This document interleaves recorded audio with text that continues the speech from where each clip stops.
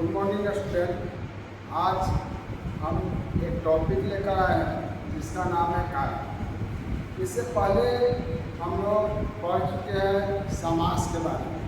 हम कारक आज इसलिए लेकर आए हैं क्योंकि समास का संबंध जुड़ा हुआ है कारक से। यानी समास में भी हम कुछ कारक के विषय में बताए थे, लेकिन आज टॉपिक लेकर आए हैं कारक। मुख्य रूप से RKL क्लास 6 में जितने भी बच्चे हैं उनके लिए हिंदी व्याकरण का अच्छा चैप्टर है। तो आज हम बात करेंगे कारक के विषय में कि कारक होता क्या है। जानते हैं, इसको याद रखने का तरीका एक परिभाषा से 2-3 परिभाषा याद है। जैसे हम कह सकते हैं कि किसी भी काम को करने या होने का संबंध का बोध हो, उसे कारक कहते हैं।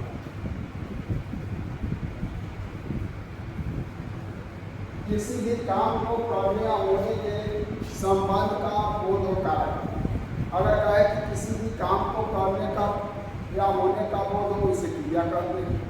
किसी भी काम को करने या होने के समय का बोध हो, उसे काल कहते हैं। और किसी भी काम को करने या होने का संबंध का बोध हो, उसे कारक कहते हैं। और देखेंगे कि कक्षा RKL 6 के लिए 6 में भी जितने बच्चे हैं सबको कारक पढ़ना है।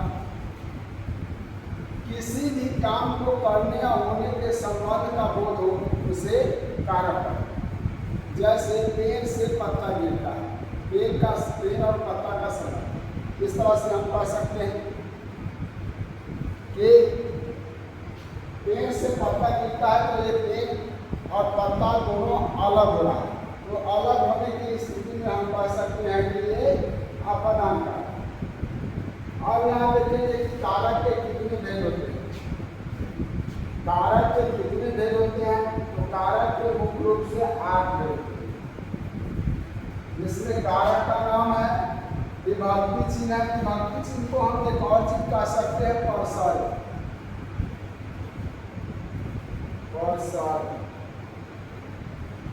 और इसका संबंध यानी कारक का नाम विभक्ति चिन्ह से क्या संबंध। तो आज हम एक एक टॉपिक पर बात करेंगे। पहला है कर्ता कारक।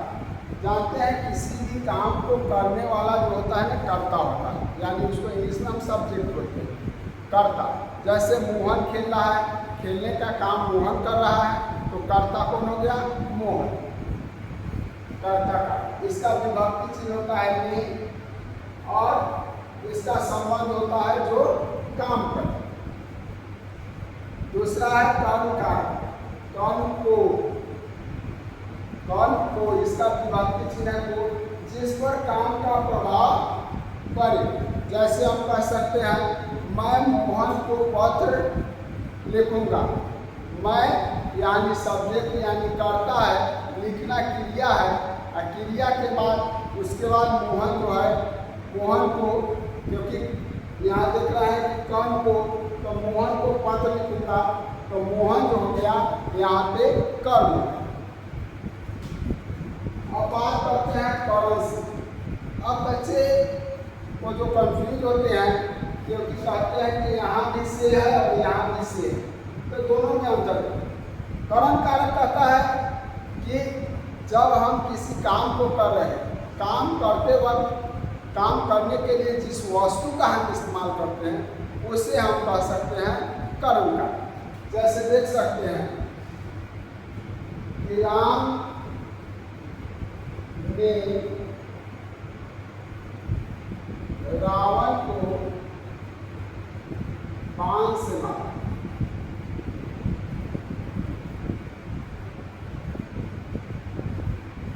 तो यहाँ देखना है कि राम ने, यानी राम जो हो गया कर्ता हो गया,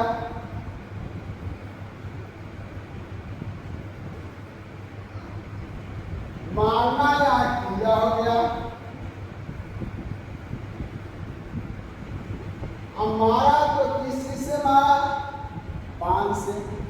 तो बाण जो हो गया यहाँ करण कारक।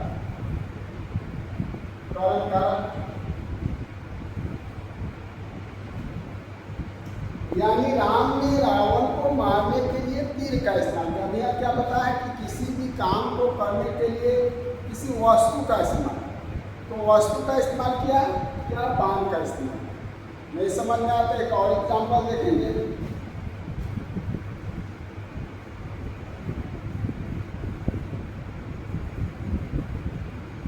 मोहन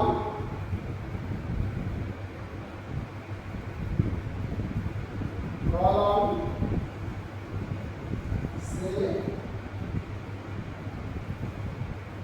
लिखता। एक और एग्जाम्पल, मोहन कलम से लिखता। मोहन यानी करता हो गया, लिखना क्रिया हो गया, और लिखने का काम किससे किया, कलम से। अभी हम क्या होता है कि किसी भी काम को करने के लिए किस वस्तु का इस्तेमाल हो, यानी कलम से हो गया कलम।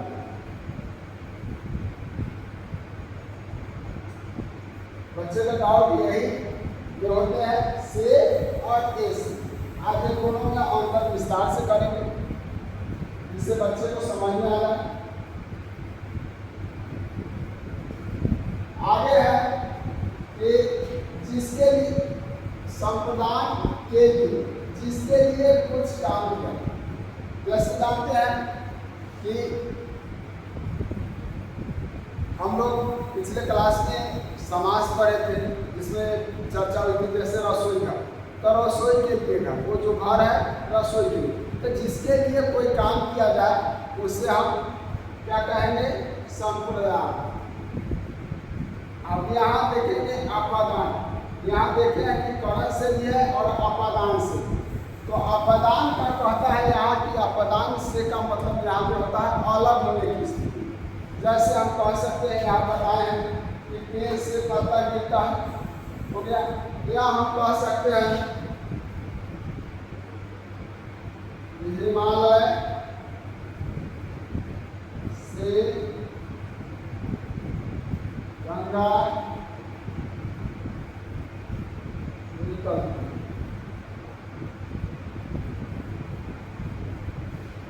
हिमालय से गंगा निकलती है, हिमालय अपनी जगह पर स्थित हो गया, वहां से निकल कर गंगा आगे निकल। तो ये दोनों अलग होने की स्थिति, अलग हो गया। नहीं समझ में आया तो एक और देखेंगे, मोहन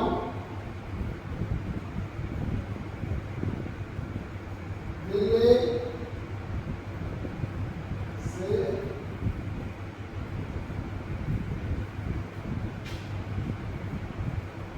मुंबई, देख रहे हैं, दिल्ली से मुंबई यानी अलग हो गया। तो यहाँ पे हम कह सकते हैं कि ये अपादान,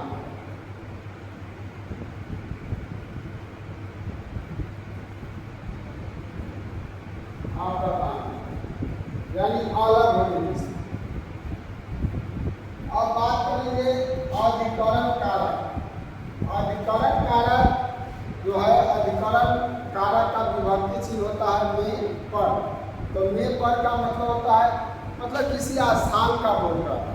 जैसे हम एग्जाम्पल के तौर पर बता दें कि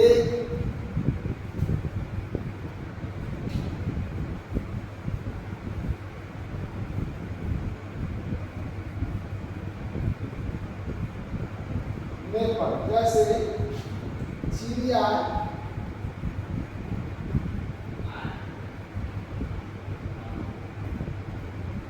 छत पर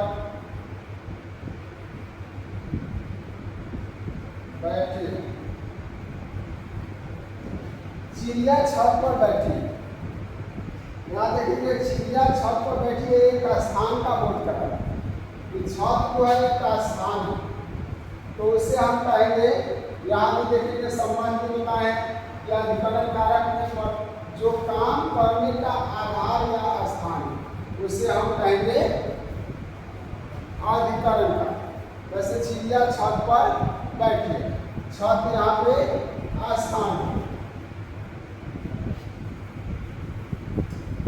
आगे कहा है कि संबंध कारक, जैसे का के की, जो कि किसी अन्य पद से संबंध मतलब अन्य पद से जुड़ाव हो उसका संबंध को दर्शाता है। जैसे यहाँ ध्यान देंगे कि यहाँ पे राम है और यहाँ पे गाय है। यहाँ ध्यान देंगे कि ये दोनों के बीच अभी कोई संबंध लग रहा है, बस यहाँ ये दर्शाता है कि राम है, राम किसका नाम है, भगवान का भी नाम है, और गाय एक जानवर है, ये दोनों के बीच कोई संबंध नहीं। जैसे ही हम यहाँ पे करेंगे की, तो अब देखेंगे कि राम और गाय के बीच संबंध हुआ। क्या संबंध हुआ? अब इससे ये पता चला है कि यह गाय जो है किसका है, ये राम का।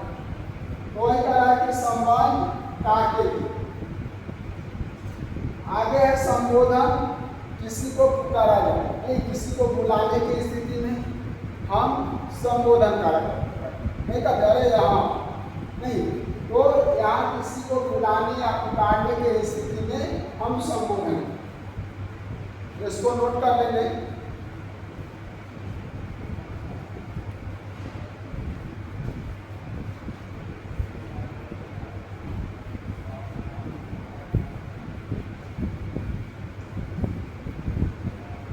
इसको जल्दी से नोट करेंगे, फिर क्वेश्चन के सहायता से समझाते हैं।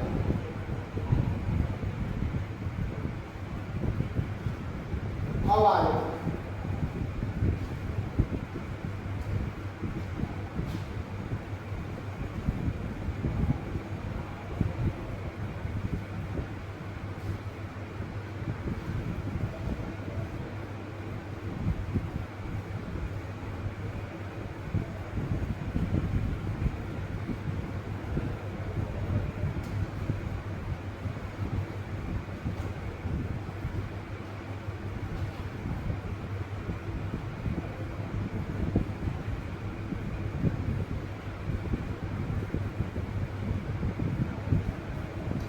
जैसे यहाँ एक क्वेश्चन है कि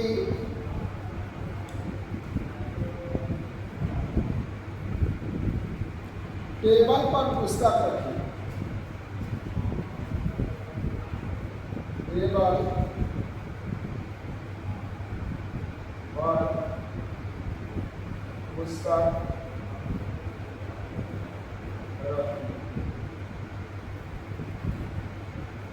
अब हमको पहचानना है कि ये कौन सा काल है। तो पहले यहाँ देखेंगे कि विभक्ति चिन्ह को लगा हुआ है पर, तो जानते हैं याद रखना है कि कर्ता ने कर्ण को करण से संप्रदान के लिए अपदान से अधिकरण में पर, तो पर यहाँ देख रहे हैं। एक तो ये समझ में आया कि पर स्थान का बोध होता है, टेबल एक स्थान हो गया यानी स्थान का बोध हुआ, तो ये हो जाएगा अधिकरण।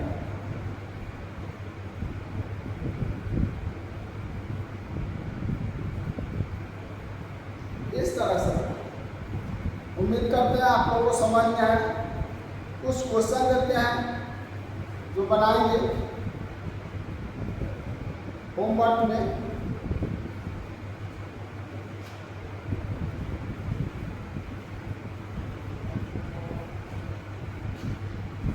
देखिए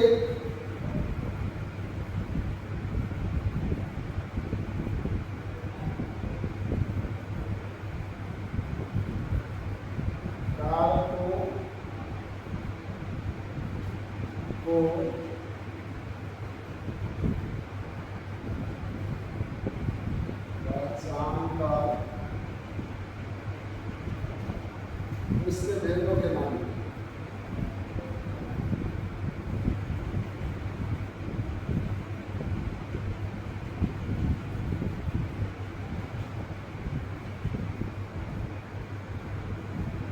कारक को पहचान कर उसके भेदों के नाम।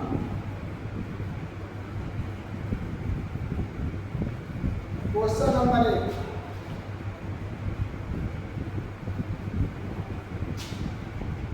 राम पेंसिल से लिखता है, राम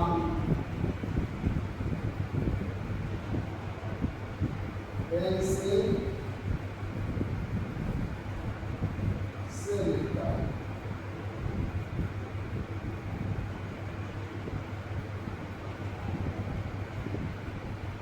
क्वेश्चन नंबर 2, रितेश ने खाना खाया।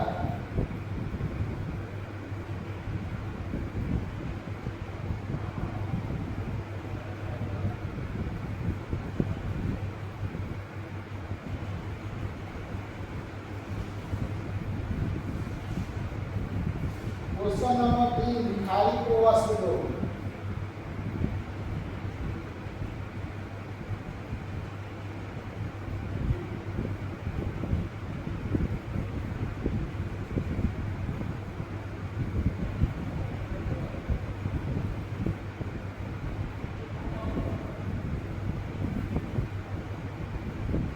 क्वेश्चन नंबर 4 है,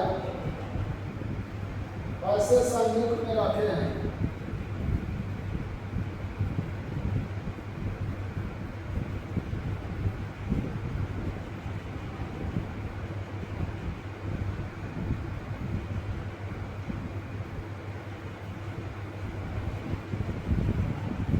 नंबर 5 है, श्याम का भाई चला गया।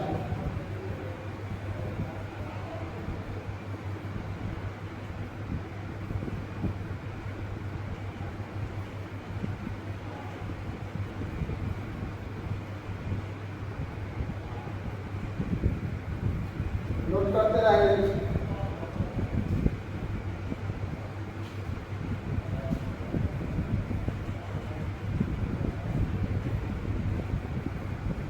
नंबर 6 है,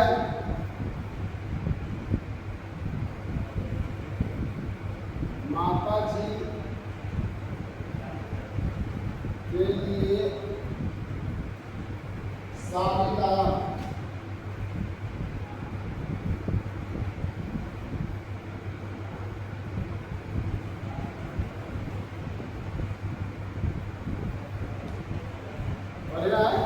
कारक विभक्ति चिन्ह में जिसके लिए कुछ काम किया, जैसे माता जी के लिए लगा हुआ है, तो कर्ता ने कर्म को करण से संप्रदान के लिए, यानी ये संप्रदान कारक होगा।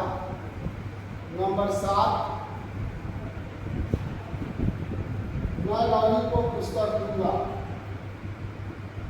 मैं रवि को पुस्तक दूंगा।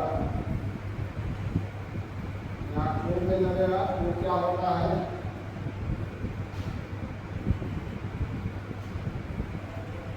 रेखांकित भी कर दिए हैं।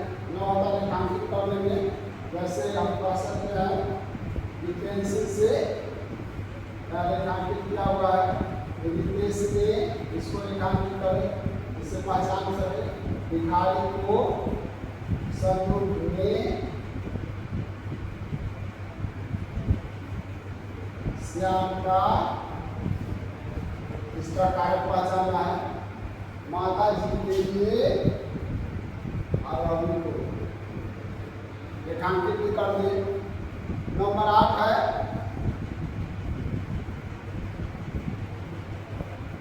विजेता को पत्र लिखूंगा।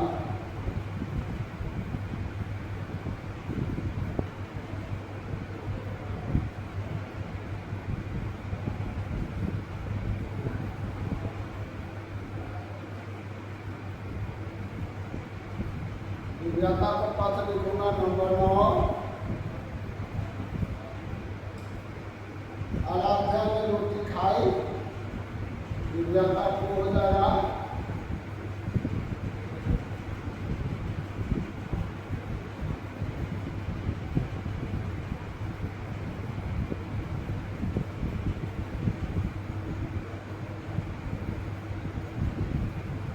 आराध्या ने रोटी खाई।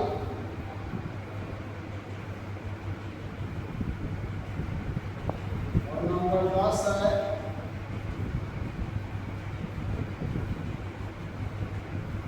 हे भगवान, बुलाने और पुकारने की स्थिति में ये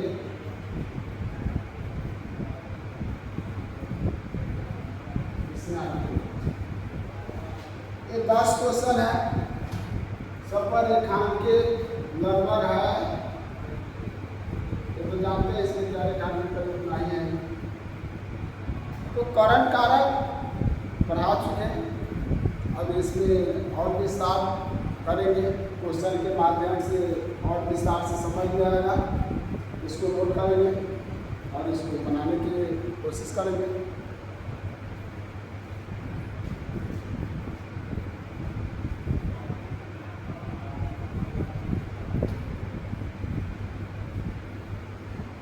इसको नोट कर लेंगे। उम्मीद करते हैं समझ में आया होगा। आज के लिए इतना ही, फिर अगले क्लास में देखेंगे, इसी टॉपिक को और विस्तार करेंगे। Thank you.